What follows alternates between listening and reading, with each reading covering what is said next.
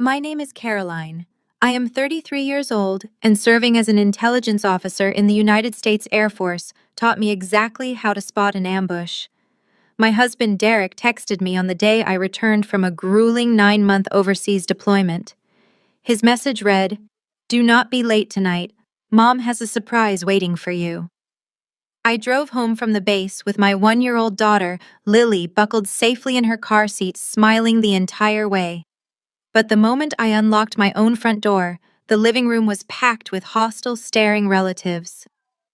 Derek slammed a piece of paper onto the coffee table and announced to the entire room that my daughter was not his.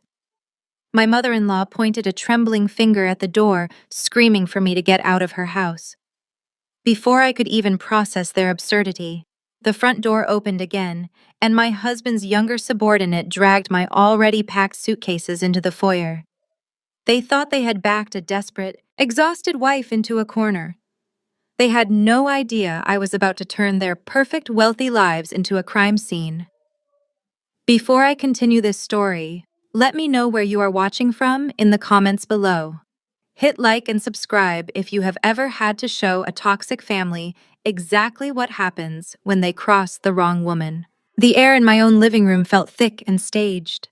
I stood in the entryway, still wearing my combat uniform, holding my daughter tightly against my chest. Derek, my 35-year-old investment broker husband, stood by the fireplace looking impeccably groomed. For months while I was deployed, he had played the role of the devoted, struggling father on social media. Now his face was twisted into a mask of theatrical betrayal, though his eyes betrayed a cold, calculating smugness. Beside him stood his mother, Barbara. At 60 years old, Barbara was a woman who valued country club memberships and pure bloodlines above basic human decency. She had never forgiven me for choosing a military career over becoming a silent, obedient trophy wife. The rest of the extended foster family sat on my sofas, watching me with expressions ranging from pity to outright disgust. Derek picked up a document from the glass coffee table and held it up like a trophy. "I had this done last week," he announced, making sure his voice was loud enough for his aunts and uncles to hear. "It is a DNA test.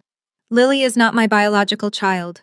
You thought you could just play soldier overseas and leave me here raising another man's kid?" A collective gasp echoed through the room. Murmurs of disgrace rippled through the seated relatives. I did not cry. I did not drop to my knees and beg for him to listen. Years of military training had rewired my brain to compartmentalize panic and prioritize tactical assessment. I scanned the room, analyzing the threat level, calculating my exit routes, and observing the enemy. That is when Barbara stepped forward, her face flushed with triumphant rage. "You disgusting, deceitful woman," she spat. "You have disgraced the Foster name. Get out of my son's house right now. You are not taking another dime from us." She lunged forward, her manicured hands reaching aggressively toward my chest to grab Lily. She thought I was just a tired mother she could physically intimidate. She was catastrophically wrong. As Barbara's hands darted toward my child, muscle memory took over. I shifted my weight, pivoting my hip to shield Lily completely. With my free hand, I intercepted Barbara's wrist. I did not strike her, but I applied a textbook close-quarters combat wrist lock, bending her joint just enough to drop her to her knees in instant, breathless submission. "Do not ever reach for my child again," I said, my voice dropping to a low, dangerous whisper that silenced the entire room. I released her wrist immediately. Barbara scrambled backward, clutching her arm and gasping in shock, as if I had just held her at gunpoint. Derek rushed forward, his face red with sudden panic. "Are you crazy?" he yelled. "You just assaulted my mother." I ignored his outburst and calmly walked over to the coffee table. I picked up the supposedly damning DNA test with my free hand. It took my intelligence-trained eyes exactly 3 seconds to dismantle his entire charade. "This is fascinating, Derek," I said, my voice projecting clearly across the silent room. "You claim you got this through the military medical database, since Lily is registered under my insurance. But the header on this document is printed in Arial font. The Defense Health Agency strictly mandates Times New Roman for all official records. Furthermore, the specimen barcode at the bottom lacks the mandatory 12-digit alphanumeric sequence. You did not get this from a hospital. You bought a cheap template online and printed it yourself." Derek's jaw locked. The smugness vanished from his eyes, replaced by a flicker of genuine fear. The relatives sitting on the couches exchanged uncertain glances. The narrative they had been fed was already showing cracks. Before Derek could formulate a lie to cover his tracks, the front door swung open. Brittany Derek's 28-year-old junior broker struggled through the doorway, dragging two large suitcases. I recognized the luggage immediately. It was mine. Brittany froze when she saw me standing in the center of the room, looking completely unbothered. I packed everything from the master bedroom, Derek, Brittany said, her voice faltering, as she realized the ambush had not gone as planned. I looked at the suitcases, then at Brittany, and finally back to my husband. The picture was perfectly clear. This was not a sudden discovery of infidelity. This was a premeditated eviction. Derek wanted to move his mistress into my home on the very night I returned from serving my country, using a fabricated scandal to justify throwing me onto the street. Derek, realizing his fabricated evidence was failing and his mistress had just exposed their coordination, pulled out his phone. "I am calling the police," he declared, dialing 911 with shaking fingers. "Yes, I need officers at my residence immediately. My estranged wife just attacked my mother and is threatening to kidnap my child. She is highly unstable." Barbara began sobbing loudly on cue, clutching her perfectly fine wrist and putting on a spectacular performance for the relatives. They were trying to build a case against me in real time, hoping the police would arrest me and hand Lily over to Derek. I did not wait for the police to arrive to plead my case. I reached into my uniform pocket and pulled out my heavy metal military identification badge, tossing it onto the coffee table right next to his fake DNA test. "Tell the dispatcher that Captain Caroline Foster is leaving the premises with her dependent," I instructed coldly. "Tell them I am removing my child from a hostile environment. If you try to stop me from walking out that door, you will be facing federal kidnapping charges." I turned my back on the entire room. I walked right past Brittany, who shrank back against the wall to avoid making eye contact with me. I carried Lily out into the cool night air, securely strapping her back into her car seat. My heart was beating steadily. There were no tears, only cold, absolute clarity. As I climbed into the driver's seat and started the engine, I could see Derek standing in the doorway, a look of arrogant satisfaction returning to his face. He truly believed he had won. He believed he had successfully discarded me, kept the house, and ruined my reputation in one swift move. I put the car in drive and pulled away from the curb, a slow, dangerous smile spreading across my face.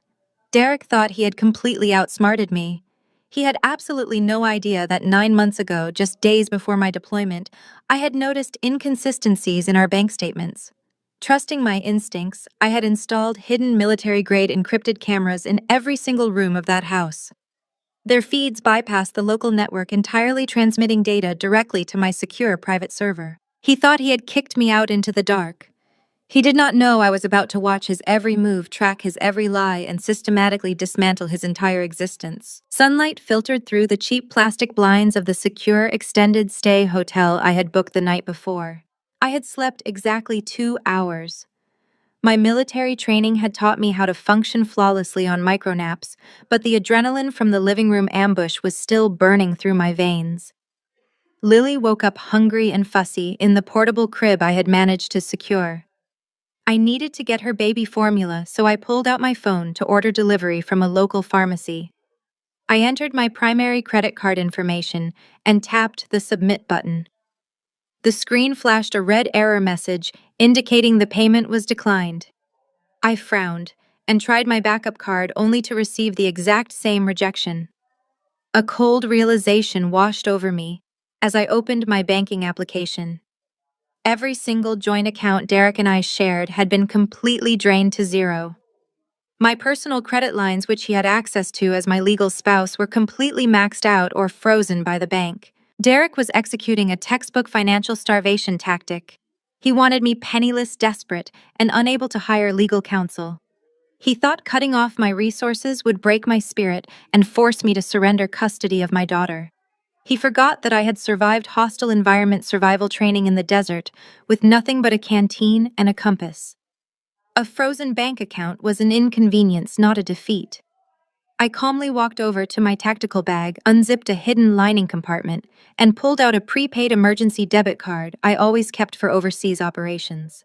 I completed the formula order and began planning my counterattack. As I was feeding Lily her bottle, my secure mobile device vibrated on the wooden nightstand. The caller ID showed my commanding officer, Colonel Mitchell. I answered with a crisp military greeting. The colonel did not waste time with pleasantries. He informed me that the base legal office had just received a formal complaint from my husband. Derek had filed a sworn statement accusing me of adultery during my deployment. He had attached the fake DNA test he had slammed on the coffee table the night before, along with a fabricated timeline of my supposed infidelity. Under the Uniform Code of Military Justice, adultery is a severe offense. Derek was not just trying to divorce me. He was actively trying to trigger a court-martial, strip me of my military rank, destroy my top-secret security clearance, and obliterate the pension I had risked my life to earn. He knew that a dishonorable discharge would leave me entirely unemployable in the intelligence sector.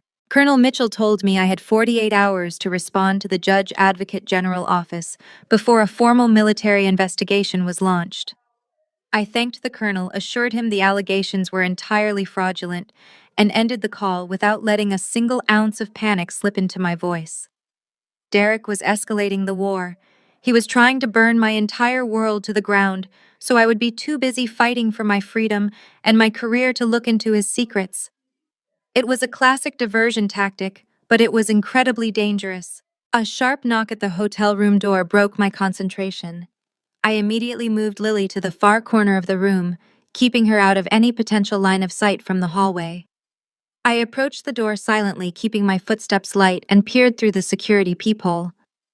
It was not Derek. It was not the local police. It was DeAndre, the husband of Derek's younger sister, Nicole. I unlocked the deadbolt and opened the door just enough to assess his posture. DeAndre stood in the hallway holding a thick manila envelope. I knew exactly how the Foster family viewed him. Despite being a brilliant African-American forensic accountant, Barbara and Derek constantly treated DeAndre with barely veiled racism and staggering elitism. They spoke down to him at family dinners, dismissed his lucrative career as mere bookkeeping, and routinely treated him like their personal delivery boy. They had clearly sent him here to do their dirty work, assuming I would be a weeping, shattered mess and that he would simply hand me the divorce papers and leave. I stepped back and allowed him to enter the room. I locked the door behind him and crossed my arms, waiting for him to deliver the legal strike Derek had prepared. "I am not signing anything today, DeAndre," I said evenly, keeping my eyes locked on his. "If Derek sent you here to serve me with divorce papers, you can leave them on the counter, and tell him I will see him in court." DeAndre looked around the modest hotel room, his gaze lingering on my military gear stacked neatly in the corner. Then he looked back at me, and his expression shifted from neutral professionalism to something entirely different. The polite, subservient mask he always wore around the Foster family completely vanished. He did not walk toward the counter. Instead, he walked over to the hotel bed and tossed the heavy manila envelope onto the mattress. It landed with a solid thud. "Those are not divorce papers," Caroline DeAndre said, his voice dropping to a low, intense register. "I despise that racist, elitist family more than you do. I have spent 5 years biting my tongue while Barbara and Derek looked at me like I was dirt on their expensive shoes." I opened the envelope and pulled out a classified, meticulously detailed financial ledger. DeAndre stepped closer, pointing at the rows of highlighted transactions spreading across the pages. "I used my firm's software to do a little digging into your husband's private offshore accounts," he continued. "Derek did not kick you out because he thinks you cheated.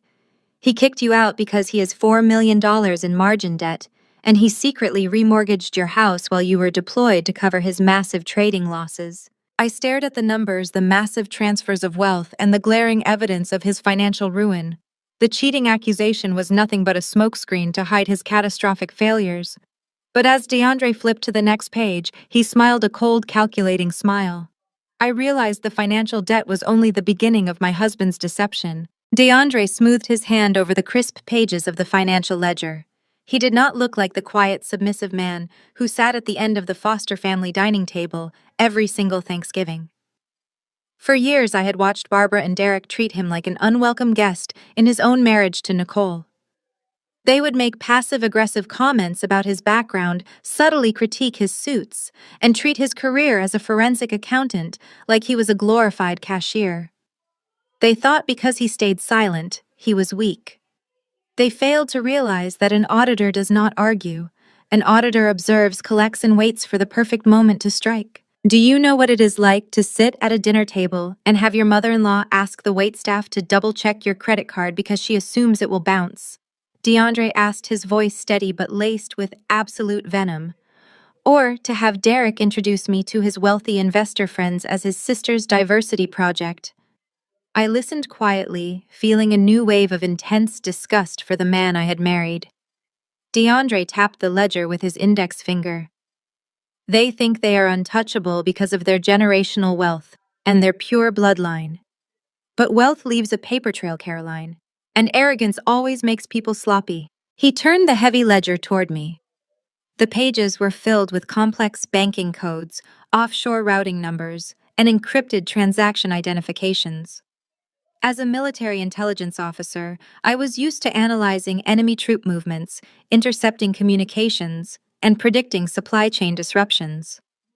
Looking at Derek's financial history felt exactly the same. It was a detailed map of deception and desperation. DeAndre pointed his pen at a cluster of transactions highlighted in bright yellow ink. These payments caught my eye immediately, he explained. They are not massive wire transfers like the ones he used to cover his margin calls.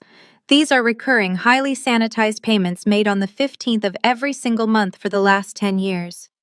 $5,000 a pop routed through 3 different corporate shell companies before finally landing in a domestic medical account. I scrutinized the destination codes, my mind racing to comprehend the motive. Where is the money going? I asked, my tactical training working to find the pattern. Is it blackmail? Is he paying off a gambling debt to a syndicate? DeAndre shook his head slowly. That is exactly what I thought at first. I spent the last 48 hours tracking the destination routing number through a maze of dummy corporations. It does not go to a casino. It does not go to a black market bookie. It goes to a private holding company that owns the Vanguard Men's Health Institute. I frowned, trying to make sense of the name. A men's health clinic. Why would Derek be funneling $60,000 a year into a clinic through offshore shell companies? If he had a legitimate medical condition, he has premium executive health insurance. He would just use his regular medical provider and write it off. Exactly, DeAndre said, leaning forward so our eyes met. You only hide medical payments through shell companies if you are terrified of the diagnosis ever becoming public. Especially if you are a man completely obsessed with his macho alpha male image. So I dug deeper.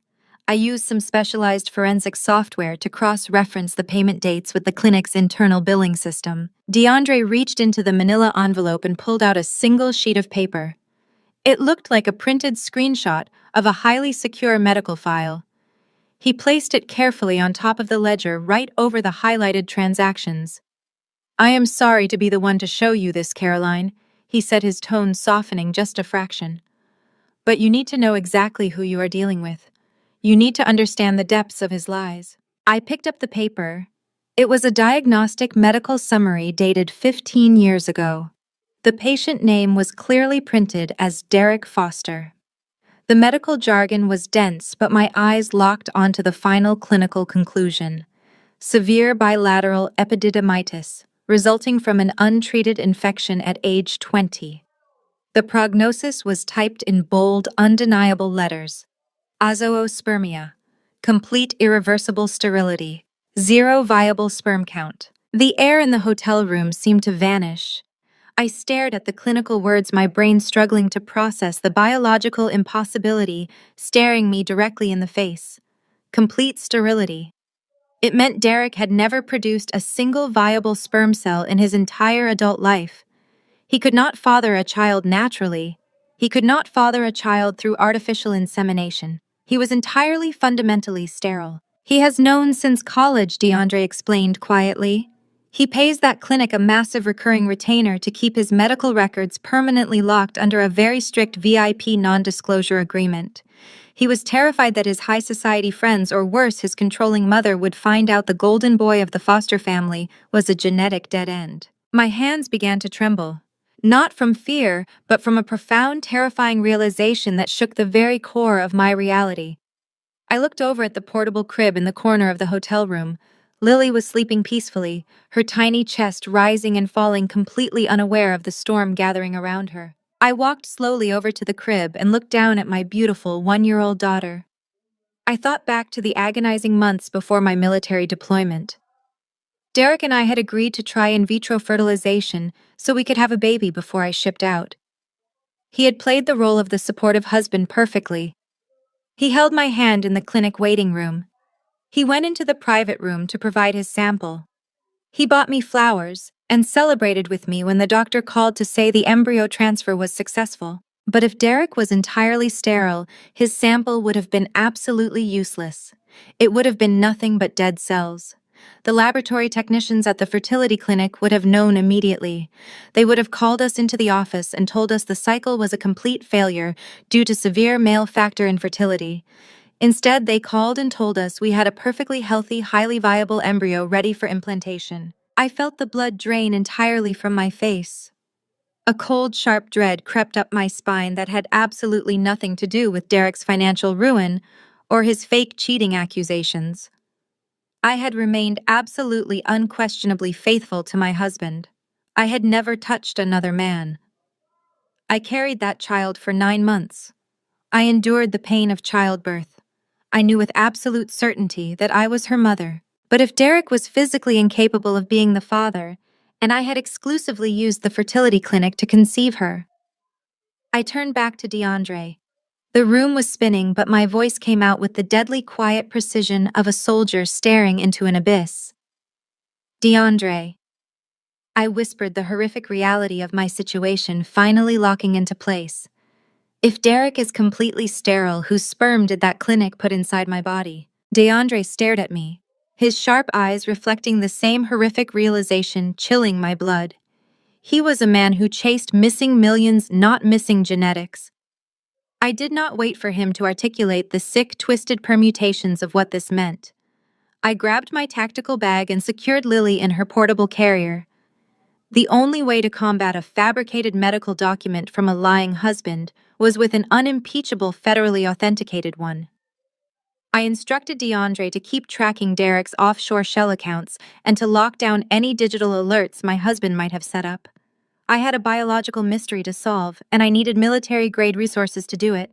Driving through the heavily fortified gates of the Air Force Base, I felt a familiar grounding sense of control return. I bypassed the civilian clinics entirely. As a high-ranking intelligence officer, facing severe allegations under the Uniform Code of Military Justice, I had priority access to the base hospital diagnostics laboratory. I walked straight into the genetics department and requested an expedited chain of custody paternity screening.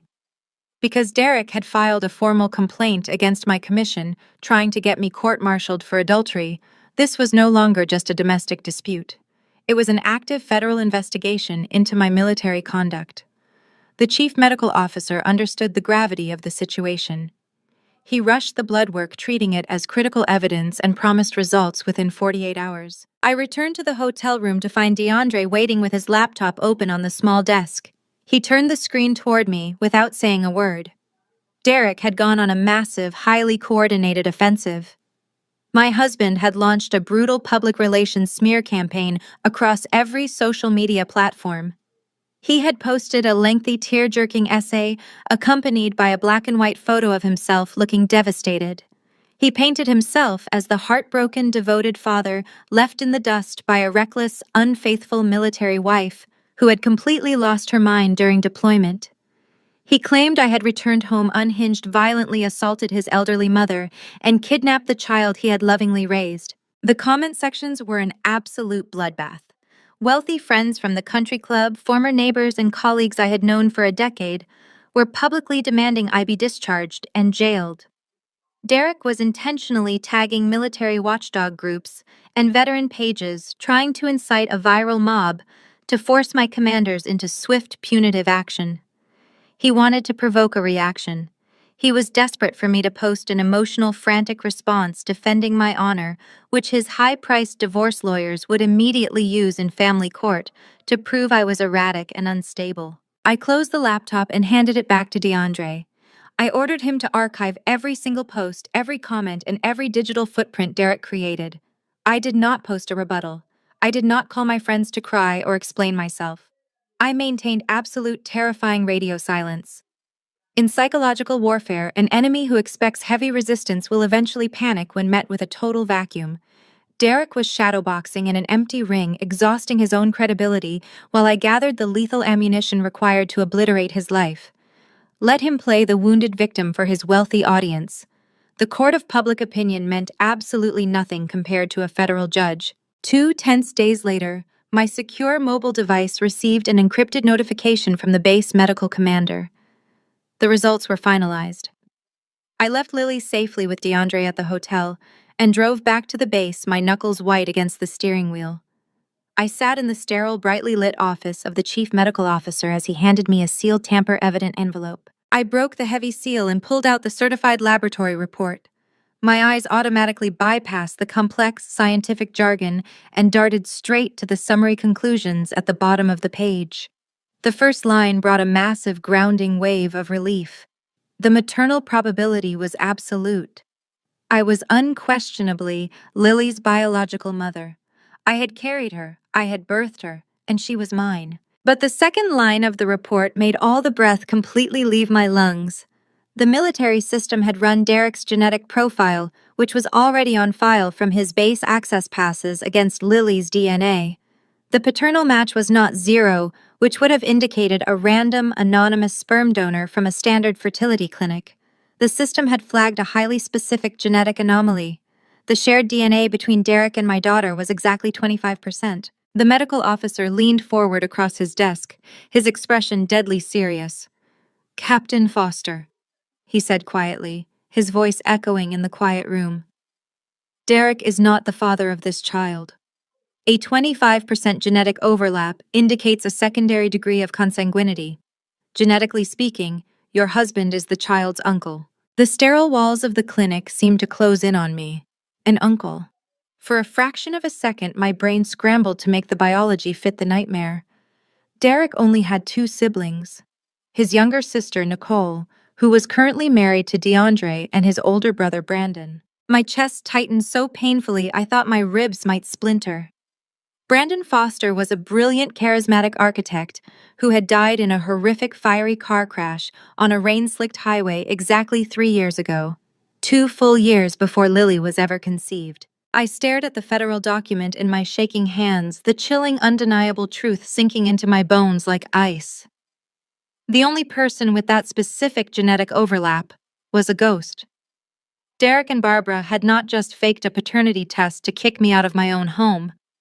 They had orchestrated a deeply disturbing, illegal medical violation to preserve their precious family bloodline.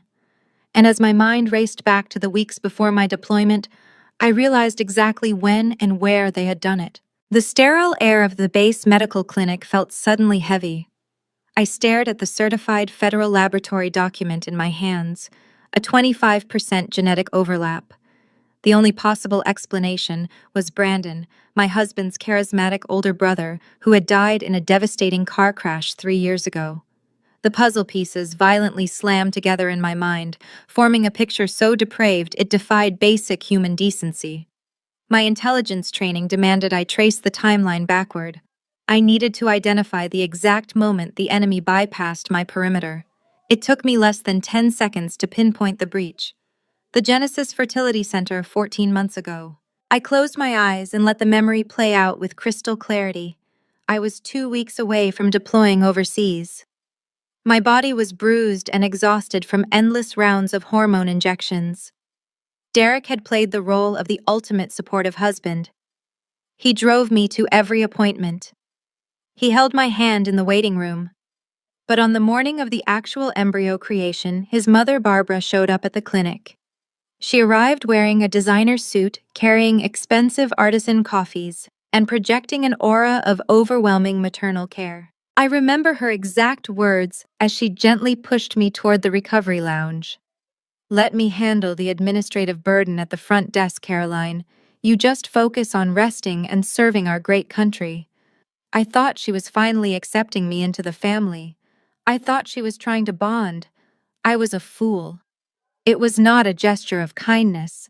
It was a highly calculated tactical maneuver to isolate me from the medical staff and take total control of the chain of custody for the biological materials. The reality of their operation was sickeningly clear. Derek knew he was completely sterile. Barbara knew her golden boy was a genetic dead end. To a family utterly obsessed with their generational wealth and their pure high society bloodline using an anonymous sperm donor was an unacceptable disgrace. They could not stand the thought of a stranger's DNA inheriting the foster empire.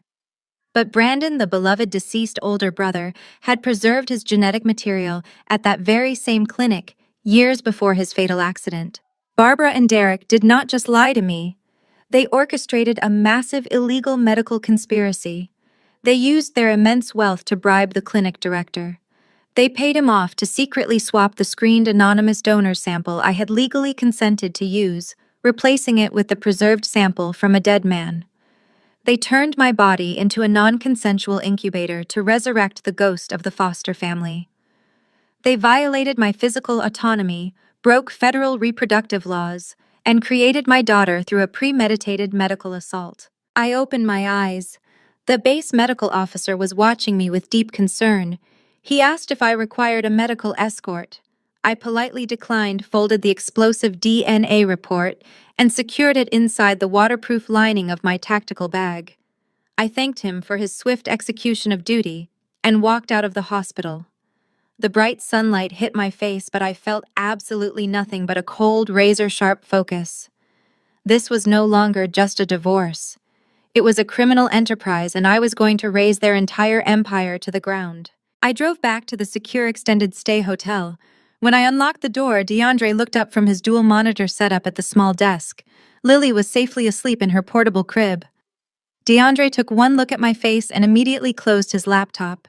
He asked what the federal test revealed. I did not soften the blow. I handed him the official report and told him the exact truth about the genetic overlap about Brandon and about the bribery at the clinic. DeAndre read the document, his jaw dropping in absolute horror.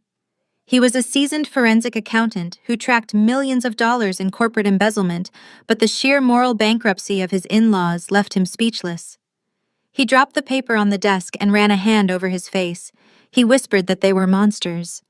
He realized that Barbara had literally purchased a child using her dead son's genetics, bypassing every medical ethic in the book just to protect Derek's fragile male ego. We did not have time to process the emotional trauma. We had a war to fight. DeAndre immediately started typing furiously, searching for the financial trail that would link Derek's offshore accounts to the clinic director. If we could find the bribe payment, we had the leverage to destroy them in federal court. I pulled out my secure mobile device to check the hidden camera feeds from my house. I needed to see what Derek and his mistress Brittany were planning next. A sharp, aggressive knock at the hotel room door shattered the silence. DeAndre and I exchanged a quick, tactical glance. I motioned for him to stay near Lily. I approached the door silently and checked the security peephole. A man in a cheap gray suit stood in the hallway holding a thick stack of manila folders. He did not look like hotel staff. He looked like a legal courier. I unlocked the deadbolt and pulled the door open. The man asked if I was Captain Caroline Foster. When I confirmed my identity, he shoved the heavy stack of legal documents into my hands, stated that I had been served, and quickly walked away down the hall. I closed the door, locked it, and looked at the front page of the filing. It was an emergency ex parte motion filed in civilian family court. Derek was moving with terrifying speed. I read the court summons aloud to DeAndre. Derek had submitted his fake digitally altered DNA test to a civilian judge. He filed a sworn affidavit claiming I was an unstable, unfaithful, and violent military mother who posed a severe and immediate flight risk. He was demanding emergency full physical and legal custody of Lily. But the final page revealed his true motive. Derek was petitioning the court to garnish my military paycheck for maximum child support. He intended to use my daughter as a hostage to extort my government salary, hoping my income would help keep his massive margin debt from crushing his perfect life. I tossed the legal summons onto the hotel desk next to DeAndre's laptop. Derek actually believed a civilian family court judge would blindly garnish a military officer's paycheck based on a digitally altered piece of paper. He was operating under the delusion that his aggressive legal posturing would force me into a panicked surrender. I did not feel panic. I felt the cold, familiar hyper-focus that only arrives when you have successfully identified the enemy's exact center of gravity. I pulled my heavy tactical laptop from the bottom of my duffel bag and set it up next to DeAndre's workstation. It was time to stop reacting to my husband's diversions and start tracking his actual movements. Before I deployed overseas 9 months ago, I had hardwired my house with a comprehensive surveillance network. It was not a standard commercial system that anyone with a basic router could hack or detect. I used military-grade encrypted hardware with hidden optical sensors embedded in the smoke detectors, the air conditioning vents, and the custom shelving I had built in the living room. I initiated the multi-factor authentication sequence, bypassing the local network entirely and connected directly to my secure private server. Within seconds, my screen populated with high-definition real-time video and audio feeds from every single room in my house. I clicked on the primary living room feed and maximized the window. The visual hit me with a wave of visceral disgust, instantly suppressed by my intelligence training. Derek and his subordinate Brittany were lounging on my expensive leather sofa. Brittany was wearing one of my silk robes, her bare feet resting casually on the mahogany coffee table I had bought with my first deployment bonus. Derek was pouring generous glasses of a very rare, expensive Cabernet I had been saving for an anniversary we would never celebrate. I reached into my bag, pulled out a pair of tactical headphones, and plugged them in. The audio feed was crystal clear. Derek was reading aloud from his mobile phone, scrolling through the brutal public relations smear campaign he had launched against me earlier that day. He read a comment from one of his wealthy country club friends demanding my immediate court-martial, and Brittany threw her head back and laughed. They were clinking their wine glasses, celebrating their flawless execution of a hostile takeover. They thought they had successfully evicted me, claimed the house, and permanently ruined my reputation in a single masterful stroke. I tapped DeAndre on the shoulder and handed him a secondary earpiece so he could listen to the people who had treated him like garbage for the past 5 years. DeAndre listened to Derek's arrogant laughter for exactly 10 seconds before he pulled the earpiece out his face, a mask of absolute contempt. "Let them drink their stolen wine," DeAndre said, his fingers flying across his keyboard with blistering speed. "Because they are celebrating on the deck of a sinking ship." DeAndre turned his monitor toward me. He had spent the last 4 hours systematically tearing down the final firewall of Derek's personal brokerage accounts. As a certified forensic accountant, DeAndre knew exactly how to track the shadow movements of desperate men. He pointed to a massive cluster of outgoing wire transfers that had been initiated over the past 48 hours. "Derek knows his margin debt is about to crush him," DeAndre explained, tracing the digital path with his pen. "He knows the bank is going to seize the house, his cars, and his firm. He is not trying to keep the house by kicking you out. He is trying to buy himself exactly 1 week of absolute privacy to execute an exit strategy." DeAndre opened a secondary window displaying corporate and corporation documents from the Cayman Islands. He tracked the massive wire transfers straight into a newly formed offshore shell company. "Look at the registered owner of the shell corporation," DeAndre instructed. I leaned in and read the name. The offshore account was not registered to Derek. It was registered entirely under Brittany's name. The puzzle pieces locked together with devastating clarity. Derek was rapidly liquidating every single remaining cent of his clients' investment portfolios, embezzling the funds, and funneling the cash directly into a non-extradition tax haven. "He is going to run." I stated the reality of his cowardice fully materializing. "He is going to drain his clients, dry pack up his mistress, and vanish before the federal authorities realize the money is gone." "And it gets much worse," DeAndre added quietly, a grim satisfaction in his voice. "By leaving the country, Derek is abandoning his mother. Barbara is the one who physically walked into the Genesis fertility clinic. Barbara is the one who handed over the $150,000 in cash to bribe the clinic director into swapping the anonymous sperm sample with Brandon's preserved genetics. Derek is leaving his own mother holding the bag for federal medical fraud, reproductive assault, and bribery. She is going to rot in a federal penitentiary, and he is going to be sitting on a beach with Brittany. The sheer scale of the betrayal was staggering.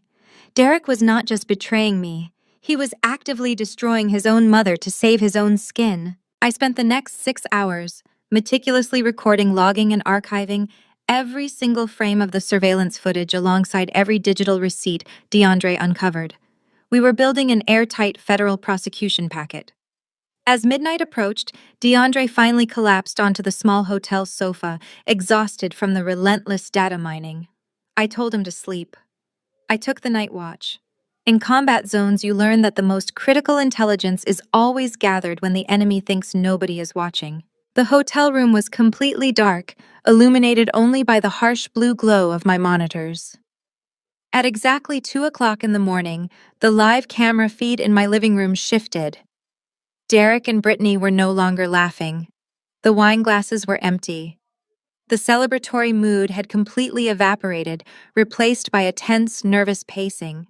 I dialed the audio enhancement to maximum volume. Brittany was chewing nervously on her thumbnail, following Derek as he paced back and forth across the hardwood floor.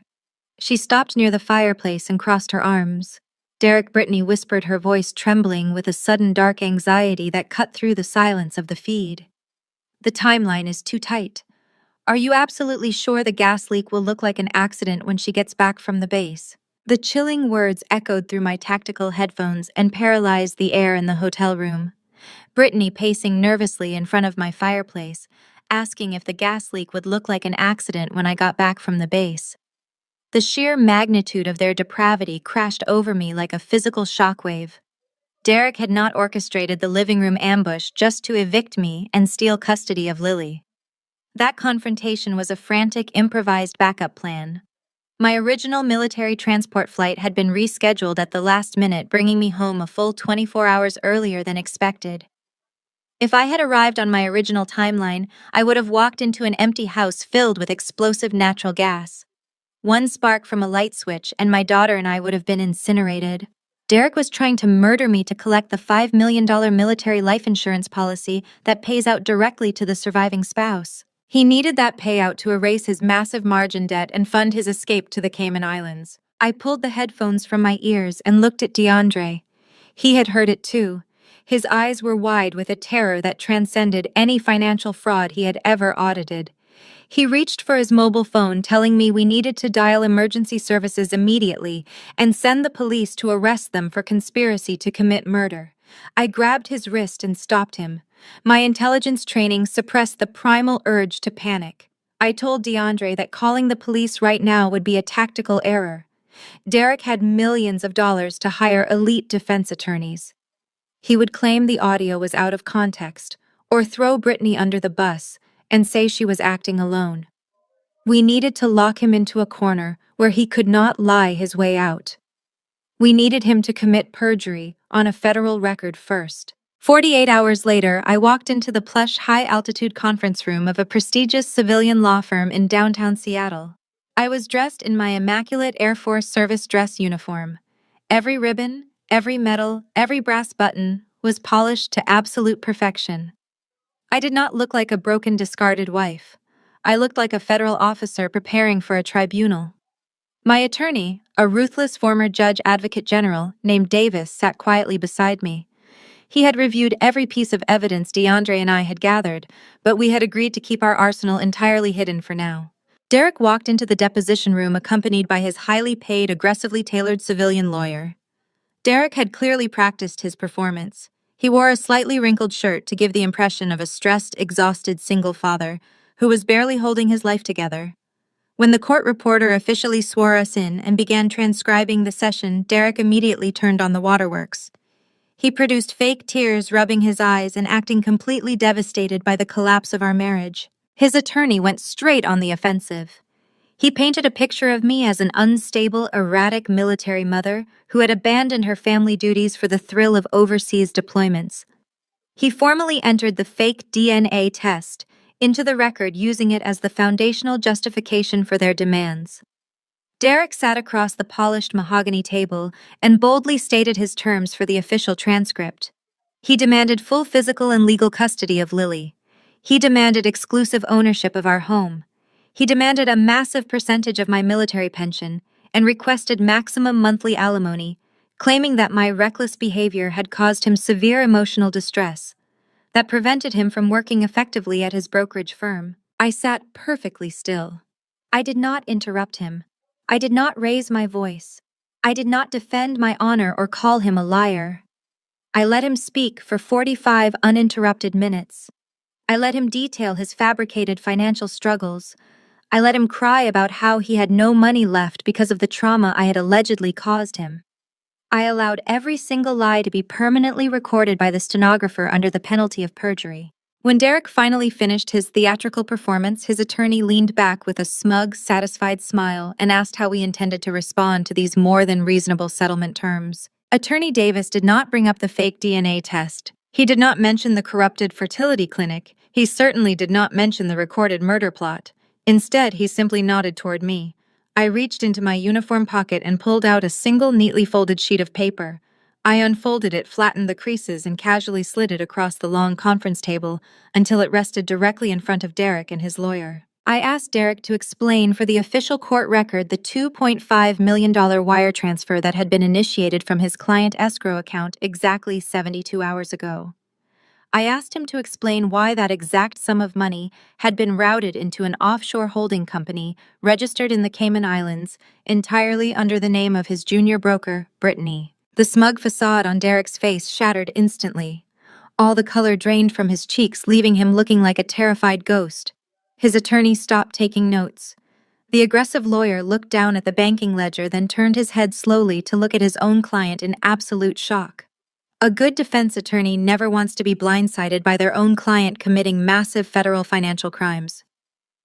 Derek had clearly hidden his embezzlement from his own legal counsel. Derek began to stammer uncontrollably. He tried to formulate a sentence claiming it was a complex corporate investment strategy that I simply did not understand. I cut him off smoothly, stating that we would happily let the Securities and Exchange Commission determine the legality of his corporate investments. His attorney immediately raised his hand and forcefully ordered Derek to stop talking. The lawyer officially suspended the deposition, stating they needed an immediate recess to consult privately. He gathered his files with frantic, angry movements, glaring at Derek with pure professional fury. As they scrambled to pack up their briefcases and flee the conference room, I stood up from my chair. I adjusted the cuffs of my uniform and walked slowly around the table until I was standing directly next to my husband. I leaned in close so my mouth was just inches from his ear, ensuring his angry lawyer could not hear my voice. "I know about the clinic bribe, Derek," I whispered, my tone as cold and sharp as shattered glass. "I know about Brandon. Checkmate is coming." I turned on my heel and walked out of the conference room, leaving Derek suffocating in the silence of his own ruined deposition. Attorney Davis walked beside me, his briefcase secured, a faint smile playing on his usually stern face. We did not say a word as we rode the elevator down to the ground floor. The psychological blow had been delivered with absolute precision. Derek was now trapped between a federal investigation into his corporate embezzlement and the impending revelation of his medical fraud. DeAndre was waiting for me in the lobby, holding Lily safely in his arms. He had refused to stay at the hotel, insisting on maintaining a secure perimeter for my daughter, while I faced Derek upstairs. I thanked DeAndre, took Lily into my arms, and strapped her into her car seat in the back of my heavy SUV. I told DeAndre I would meet him back at the hotel in 30 minutes. The Seattle sky was a bruising gray, unleashing a steady, slick drizzle over the steep, winding streets of the downtown corridor. I navigated the heavy vehicle through the afternoon traffic, feeling a profound sense of clarity. For the first time since returning from my deployment, I was completely in control of the battlefield, or so I thought. My route back to the secure hotel required me to navigate a notoriously steep downhill avenue that fed directly into a busy four-lane commercial intersection. The traffic light at the bottom of the hill turned solid red. A line of cars was already stopped waiting for the cross traffic to clear. I was moving at 40 miles per hour. I took my foot off the accelerator and pressed down on the brake pedal to initiate my deceleration. The pedal hit the floorboard with zero resistance. There was no pressure. There was no grinding of brake pads. There was just empty, terrifying space. My heart slammed against my ribs. I pumped the brake pedal rapidly, trying to force any remaining hydraulic fluid through the lines. Nothing happened.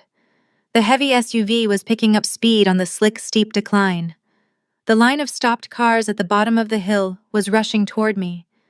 If I rear-ended that line of traffic at 50 miles per hour, the crushing force would crumple the front of my vehicle and send a shockwave of lethal kinetic energy straight into the back seat, where my one-year-old daughter was sitting. I did not scream. I did not freeze.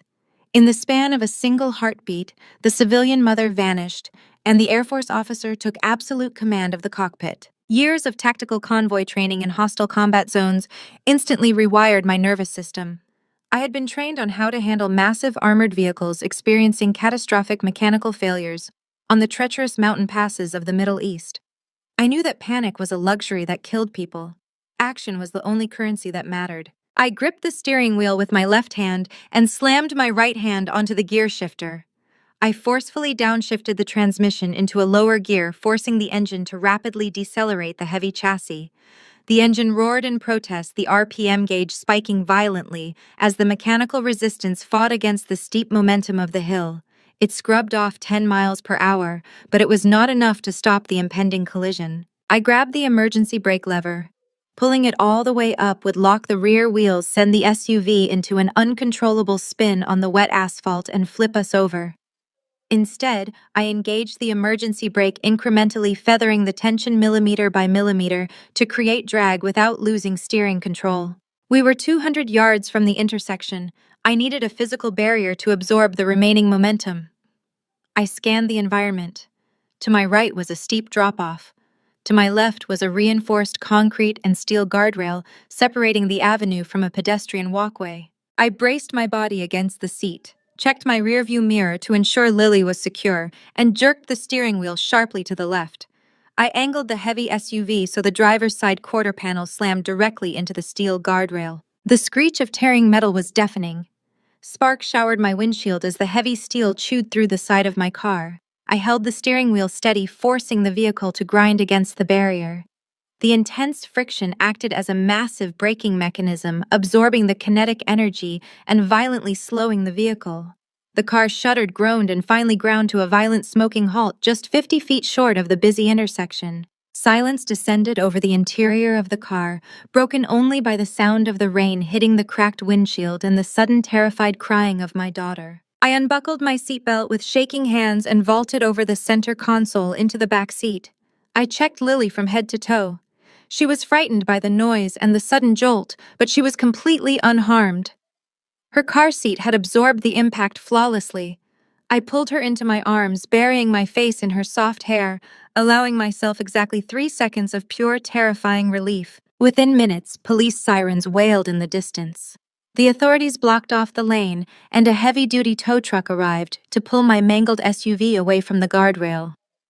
Because I was an active-duty military officer, the police arranged for the vehicle to be towed to a secure, government-cleared mechanic garage rather than a standard civilian impound lot.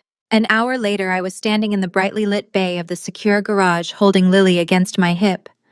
The lead mechanic, an older veteran with grease-stained hands, lowered the hydraulic lift and walked over to me. His expression was incredibly grim. He held a heavy metal flashlight in one hand and a clear plastic evidence bag in the other. Captain Foster, the mechanic, said, his voice dropping to a low, serious rumble. "I need you to look at this before the police investigators get here." I walked over to the underside of my vehicle. The mechanic pointed his flashlight at the rubber brake lines connected to the master cylinder. They were not ruptured from wear and tear. They were sliced open. The cuts were perfectly clean, deliberate, and expertly executed to allow the hydraulic fluid to drain out slowly, ensuring the brakes would fail entirely only after I had been driving for a significant distance. Then the mechanic held up the clear plastic evidence bag. Inside was a small black rectangular device with a heavy magnetic backing. "I found this attached to the interior of your rear wheel well," he stated. "It is a commercial GPS tracker. Somebody wanted to know exactly where you were driving, and they wanted to make sure you never arrived." I stared at the severed brake lines and the tracking device, the cold reality settling deep into my bones. The gas leak they had discussed on the hidden camera was not an isolated, panicked idea. Derek and Brittany were actively hunting me. This was no longer a high-stakes divorce or a battle for financial assets. It was an active, premeditated assassination attempt, and I was going to make sure it was their last. I returned to the secure extended-stay hotel just after nightfall. The heavy rain had soaked through my uniform, but the chill I felt had nothing to do with the weather. I carried Lily into the room and locked the deadbolt, sliding the secondary chain into place. DeAndre looked up from his dual-monitor setup, immediately noting my soaking clothes and the rigid tension in my jaw. I set Lily down in her portable crib and turned to my brother-in-law. I did not sugarcoat the situation. I told him about the steep hill, the empty brake pedal, the emergency maneuver against the steel guardrail, and the commercial tracking device the mechanic had pulled from the wheel well. DeAndre pushed his chair away from the desk, his hands gripping his head. He had spent his entire career dealing with white-collar criminals, men who manipulated spreadsheets and forged signatures. He was not accustomed to dealing with men who hired mechanics to sever brake lines. This was no longer a financial audit. It was a fight for physical survival. Before DeAndre could formulate a response, someone pounded violently on the hotel room door. The knock was not the polite rhythmic tap of hotel staff. It was frantic, aggressive, and relentless. I instantly moved between the door and Lily, my hand instinctively dropping to the tactical knife secured at my hip. DeAndre stepped forward, his eyes wide with sudden realization. He walked to the security peephole and looked out into the hallway. He cursed under his breath. "It is Nicole," he whispered, stepping back from the door. "My wife." I forgot to scramble the location beacon on my personal mobile device. She tracked my phone. I took my hand off my weapon but kept my stance wide and grounded. Nicole was Derek's younger sister. She was a woman who had spent her entire life wrapped securely in the wealthy, privileged bubble her mother Barbara had constructed. If she was here, it meant the foster family had dispatched her to retrieve her rogue husband. I nodded to DeAndre, giving him the silent authorization to open the door. Nicole burst into the hotel room like a hurricane in designer clothing. She was completely frantic, her face flushed with misplaced righteous indignation. She ignored me entirely, marching straight up to DeAndre and jabbing a manicured finger into his chest. "Have you completely lost your mind?" Nicole demanded, her voice shrill and echoing in the small room. "My mother is having a nervous breakdown. Derek is falling apart. His wife is parading around town spreading vicious lies, and you are sitting in a cheap hotel helping her. You are supposed to be my husband. You are supposed to be loyal to this family." DeAndre did not flinch. He did not raise his voice to match her frantic energy. He stood perfectly still, absorbing the verbal assault with a quiet, tragic dignity. Nicole was parroting the exact narrative Barbara and Derek had fed her. She truly believed her older brother was the victim. She believed I was the unhinged, cheating military wife trying to steal their wealth. "I understand you are angry, Nicole," DeAndre said, his voice terrifyingly calm. "But you need to lower your voice. There is a sleeping child in this room." Nicole finally turned to look at me, her eyes flashing with contempt. "I am not going to be quiet while my husband helps a woman who betrayed my brother. Derek is a good man. He loved you. He gave you everything, and you abandoned him for your military career. Come home right now, DeAndre. We are leaving." DeAndre did not move toward the door. Instead, he walked slowly over to the small desk where his portable printer sat. He picked up a thick stack of freshly printed papers, the pages still warm from the machine. While I was tracking Derek's offshore shell accounts, DeAndre explained quietly, turning back to his wife, "I had to crack the firewall on his corporate iCloud backup. I needed to see his text messages to find the authorization codes for his banking transfers." He held the stack of papers out to Nicole. "I found the banking codes," DeAndre continued, his voice devoid of all emotion. "But I also found the private group chat between your mother and your brother." The one they use when you are not around. I think you need to read exactly what they think of you. Nicole hesitated, eyeing the papers like they were laced with poison. Her loyalty to her family was deeply ingrained, but the absolute certainty in her husband's eyes forced her to take the documents. I watched Nicole's eyes scan the first page. For a few seconds, she maintained her defensive posture.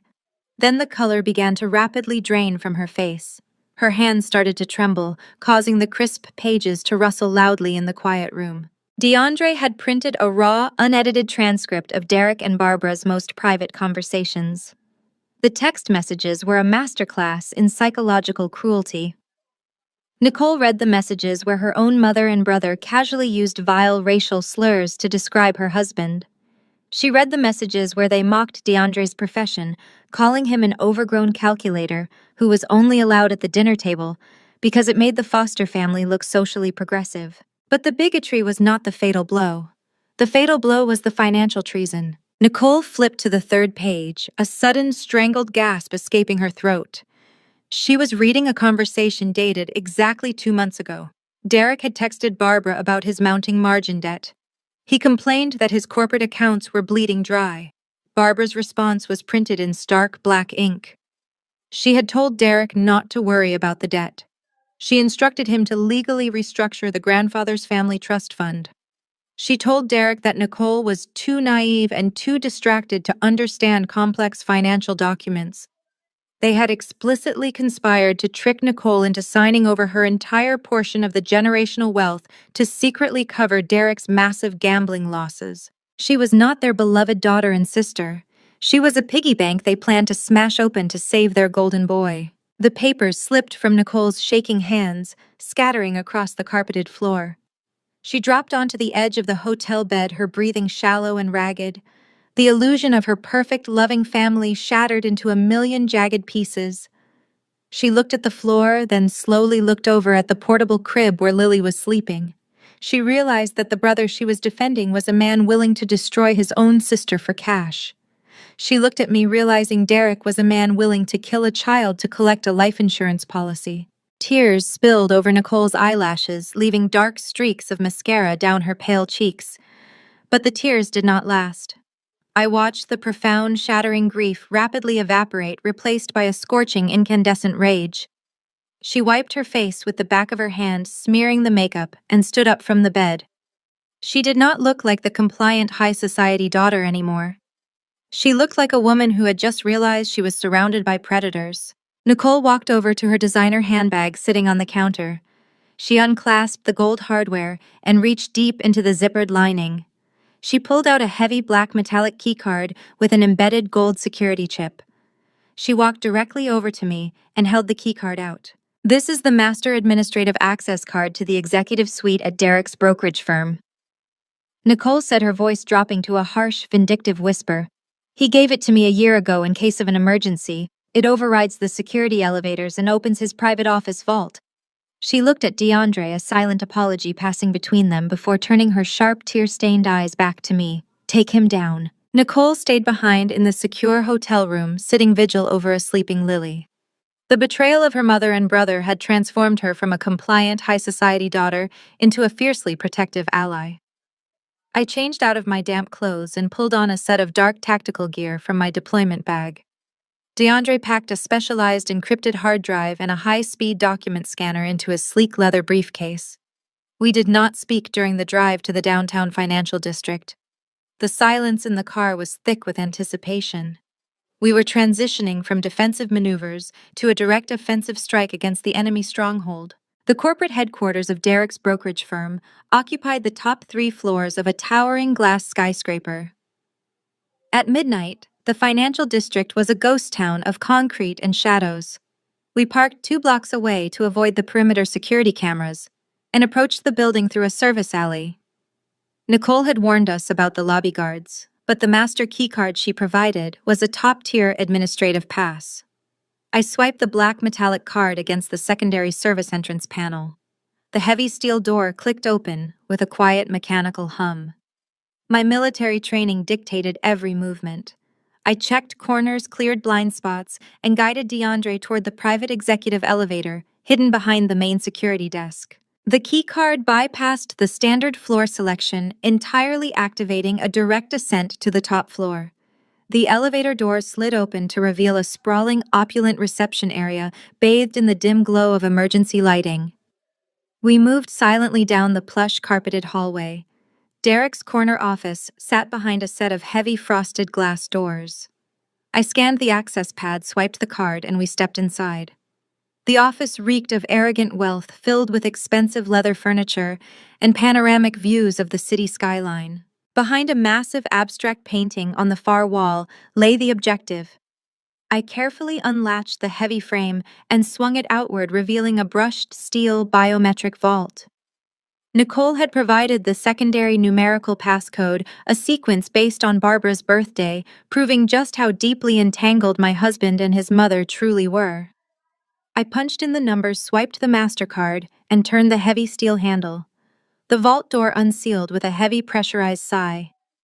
Inside, rows of perfectly organized fireproof lockboxes lined the metal shelves. DeAndre immediately went to work. He moved with the terrifying speed of a seasoned forensic accountant, pulling out ledgers, opening files, and scanning through documents with his specialized equipment. I took the secondary shelf, sorting through the personal files Derek kept hidden from his own corporate compliance officers. Within 10 minutes, we hit the jackpot.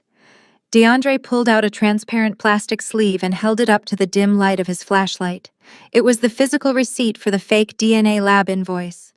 The document clearly showed Derek had paid a questionable strip mall printing service using his corporate expense account, categorizing the fraud as a marketing expenditure. Then my hands found a thick red accordion folder. I opened it and pulled out a stack of banking withdrawal slips. They were physical bank receipts showing a total of $150,000 withdrawn in sequential cash increments. Clipped to the back of the receipts was a signed, highly illegal non-disclosure agreement bearing the signature of the Genesis Fertility Clinic director. It was the absolute, undeniable physical proof of the bribe Barbara had paid to swap the anonymous donor sperm with the preserved genetics of Derek's deceased brother Brandon. The sheer depravity of holding the physical evidence made my stomach turn, but I forced my focus back to the vault. There was one final document resting at the very back of the bottom shelf, encased in a sealed black envelope. I pulled it out, breaking the wax seal, and unfolded the heavy parchment paper. My breath caught in my throat. It was an active, fully executed life insurance policy. Specifically, it was a massive enhancement to my military spousal death benefit. The policy had been taken out exactly 3 weeks before my scheduled return from deployment. The payout was a staggering $5 million. I scanned the beneficiary line. It named Derek as the sole recipient. My eyes darted to the coverage clauses. The policy explicitly covered accidental death, highlighting a specific rider that paid out immediately in the event of residential hazards, including carbon monoxide poisoning and accidental natural gas leaks. The video footage of Brittany pacing in my living room, asking if the gas leak would look like an accident, flashed through my mind. Derek was not just a financial fraudster and a medical manipulator. Holding this policy in my hands solidified the terrifying reality that my husband was a calculating, cold-blooded predator who had meticulously planned my execution for cash. I laid the $5 million life insurance policy flat on the mahogany desk, illuminating it with my tactical flashlight so DeAndre could capture a high-definition image for our federal prosecution packet. The digital scanner hummed quietly, cementing my husband's impending destruction into an encrypted file. We had everything we needed to bury him in a federal penitentiary for the rest of his natural life. I reached out to fold the insurance policy back into the black envelope. Just as my fingers touched the heavy paper, the dead silence of the executive suite was violently shattered.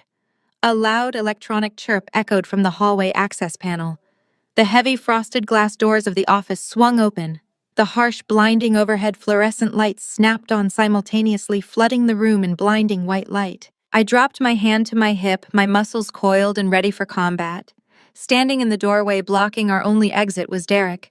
He was flanked by 2 massive, heavily armed private security contractors holding tactical batons. A cruel, arrogant smile stretched across his face. "You really should not have come here, Caroline." The harsh fluorescent lights of the executive suite hummed with an aggressive, sterile energy. Derek stood in the doorway of the vault, his posture radiating a sick, triumphant arrogance. He was dressed in a perfectly tailored midnight blue suit, looking every bit the untouchable financial executive. Flanking him were two massive private security contractors. Their hands rested menacingly on the grips of their tactical batons. They blocked the only exit. Derek took a slow, theatrical step into the room. His eyes darted from the open biometric vault to the digital scanner in DeAndre's hands, and finally settled on the black envelope I was holding. He smiled, a cold, predatory stretching of his lips. He thought he had just won the entire war. He believed he had caught a rogue military officer and a disgruntled brother-in-law committing corporate espionage in the middle of the night. "You really should not have come here, Caroline." Derek repeated, his voice echoing off the brushed steel walls of the vault. "Breaking and entering, grand larceny, corporate espionage. I was wondering how I was going to explain away your insane accusations in court tomorrow. Now I do not have to. The police are going to find you completely unhinged, trying to steal my client files to frame me." He looked at DeAndre and scoffed. "And you brought my sister's pathetic husband to help you. Barbara was right. You two deserve each other. You are both going to spend the next 20 years in a federal penitentiary." The security guards took a synchronized step forward, their postures widening into an aggressive, combative stance. DeAndre tensed beside me, his grip tightening on the handle of his leather briefcase containing the encrypted hard drive. He was a forensic accountant, not a combat veteran, but he did not back down a single inch. He stood his ground shoulder to shoulder with me, ready to protect the evidence we had just extracted. I did not panic. I did not drop the $5 million life insurance policy. Instead, I calmly folded the heavy parchment paper, slid it back into the black envelope, and secured it firmly inside the waterproof lining of my tactical bag. I zipped the compartment shut with a sharp, deliberate motion. I turned to face my husband, my expression completely devoid of fear. "Are you going to ask your guards to assault a commissioned military officer?" "Derek," I asked, my voice deadly calm. "Because if they take one more step toward me, I will consider it a hostile engagement, and I will defend myself and my asset with extreme prejudice." Derek laughed, a harsh, grating sound that betrayed his underlying anxiety. "You do not have any authority here, Caroline. This is my firm. You are trespassing on private property." He turned to the lead security contractor. "Detain them. Confiscate that bag and the scanner. If they resist use force, I am calling the local precinct right now to report an armed burglary." The guards moved forward, raising their batons. I did not reach for my weapon. I simply raised my hand, palm facing outward, and delivered a tactical revelation that froze the guards in their tracks. "I would strongly advise against touching me, gentlemen," I stated, projecting my voice with absolute, unquestionable command. "Unless you want to be charged with obstructing an active federal investigation." Derek paused, his thumb hovering over the screen of his mobile phone. He sneered, trying to maintain his bravado. "What are you talking about? There is no federal investigation. You are bluffing. You picked a lock and got caught." I stepped out of the vault, closing the distance between us, until I was standing just a few feet away from his security detail. I looked directly into Derek's eyes, watching the first microscopic cracks form in his arrogant facade. "I did not pick a lock, Derek," I explained, enunciating every single word with surgical precision. "I accessed this facility using a master administrative keycard, voluntarily provided by an authorized family trust member. But more importantly, I did not sneak into this building. Before we even crossed your lobby, I used my military intelligence credentials to ping this specific geographic location to the federal database." Derek's face twitched. His eyes darted to the security guards, who suddenly looked very unsure of their current operational orders. "Your brokerage firm handles multi-million-dollar investment portfolios for several Tier 1 government defense contractors," I continued, my voice echoing in the silent suite. "That means this financial facility is subject to strict federal oversight protocols. When a military intelligence officer flags an unauthorized after-hours breach involving potential financial terrorism and international embezzlement, the local police do not respond." The color began to rapidly drain from Derek's face. The smug, predatory smile vanished completely, replaced by a dawning, suffocating horror. He looked at DeAndre, then back to me, his breathing suddenly shallow and erratic. I tapped the face of my heavy tactical watch.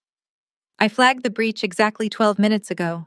Right on cue, the dead silence of the financial district was violently shattered. A chorus of heavy blaring sirens erupted from the street below, echoing up the glass walls of the skyscraper. The sound was not the standard high-pitched wail of city police cruisers. It was the deep aggressive roar of heavy federal tactical vehicles. Red and blue emergency lights pulsed wildly through the floor-to-ceiling windows of the executive suite, casting erratic, frantic shadows across Derek's terrified face. Heavy boots pounded against the carpeted hallway outside the frosted glass doors. The doors burst open with explosive force. A tactical unit of federal agents wearing dark windbreakers with large yellow letters printed across their backs stormed into the reception area. Derek desperately tried to salvage his ruined narrative. He pointed a shaking finger at me and DeAndre, a manic, hopeful smile stretching across his face. "Officers," he yelled, his voice cracking with panic.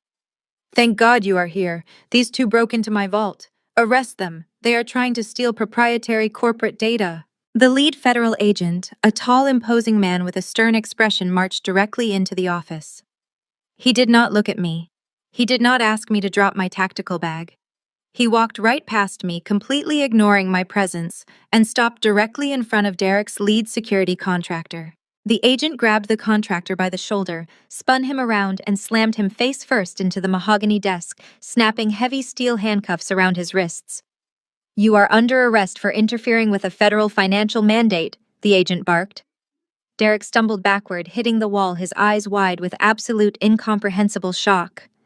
He looked at the agent, then at me, entirely failing to understand why he was not the one in control. The lead agent turned his attention to my husband and pulled a thick, tightly bound legal document from his jacket. Derek Foster, the agent, announced, his voice booming over the chaos of the raid. "We are executing a federal search and seizure warrant on behalf of the Securities and Exchange Commission." I stood next to DeAndre, adjusting the strap of my tactical bag on my shoulder. I looked at my husband, watching his entire empire collapse into dust in a matter of seconds. I leaned forward and delivered the final, devastating truth. "You thought I was just looking for divorce leverage tonight," I said softly. "You did not realize DeAndre forwarded his entire forensic financial fraud packet to the SEC Enforcement Division 3 days ago. We did not come here to steal your files, Derek. We came here to keep you distracted while the feds surrounded the building. You are done." Money buys a lot of things, but above all else, it buys temporary freedom. Within 48 hours of the federal raid on his brokerage firm, Derek's aggressive legal team managed to post his exorbitant bail. They argued that he was not a flight risk, completely omitting the fact that he had already tried to wire $2.5 million to the Cayman Islands. He was released pending a full federal indictment. For most people, facing decades in a federal penitentiary would prompt a period of quiet reflection and deep isolation. But the Foster family did not operate like normal human beings. Their response to total crisis was to double down on their arrogance. To combat the swirling rumors and save their precious high society reputation, Barbara decided to host her annual, highly anticipated charity gala at one of the most exclusive venues in the city. It was a masterclass in aggressive public relations. She intended to parade Derek and Brittany around the ballroom, presenting them as the tragic victims of a crazy, unhinged military wife who had weaponized federal agencies out of pure bitter jealousy. Barbara wanted to control the narrative, ensuring her wealthy investors stayed loyal to the Foster empire. She assumed I would be hiding in my hotel room preparing for a long legal battle. She grossly underestimated my rules of engagement. The charity gala was held in a sprawling crystal-draped ballroom that reeked of generational wealth and desperate networking. I did not sneak into the venue. I did not hide in the shadows. I walked straight through the front doors, wearing my immaculate Air Force mess dress uniform. The deep blue fabric, the silver trim, and the perfectly aligned rows of military medals across my chest projected an aura of absolute, undeniable authority. I did not look like a discarded crazy wife. I looked like a federal officer commanding a battlefield. As I stepped into the grand ballroom, the conversations nearest to the entrance immediately died down. Heads turned. People whispered behind their champagne flutes. I spotted Derek and Brittany standing near the center of the room. Derek was wearing a tailored tuxedo, trying to look relaxed, but the dark circles under his eyes betrayed his mounting terror. Brittany clung to his arm, looking incredibly out of place among Seattle's elite, but they were not my primary targets tonight.